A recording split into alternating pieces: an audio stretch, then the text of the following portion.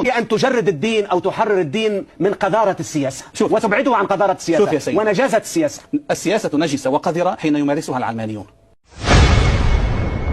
أما السياسة التي يدعو الإسلام فهي التي مارسها الأنبياء.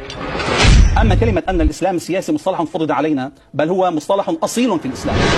ألفت في الإسلام مؤلفات في السياسة الشرعية في الإسلام، بل حديث الرسول صلى الله عليه وسلم ينسب عمل السياسة إلى الأنبياء حين يقول كانت بنو إسرائيل تسوسهم الأنبياء. السياسة يسوس سياسة تسوسهم الأنبياء، كلما هلك نبي خلفه نبي وإنه لا نبي من بعده وستكون خلفاء فتكثر. إذن الخلفاء عملهم ما قام به الأنبياء من قبل بسياسة شؤون الناس، فعمل الخلفاء وعمل الدولة الإسلامية ممارسة السياسة، والسياسة هنا رعاية شؤون الناس.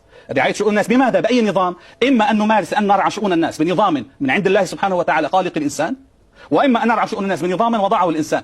وهذا هو جوهر الصراع ما بين الإسلام وما سواه من التشريعات الوضعية. أن الإسلام يقول إن الحكم لله بمعنى أن التشريع لله سبحانه وتعالى، بينما العلمانية وما يسمى بالدولة المدنية ومن يقول بأن مرجعيتنا إسلامية، أن هؤلاء يقولون بأن صاحب الحق في التشريع هو الشعب. إذا نحن تخلينا عن هويتنا وذهبنا إلى الهوية الأساسية، إلى صلب، إلى عمق هوية المجتمع الغربي الذي غزتنا دوله في بلادنا بحضارتها وتشريعاتها وسياساتها. جميل جدا.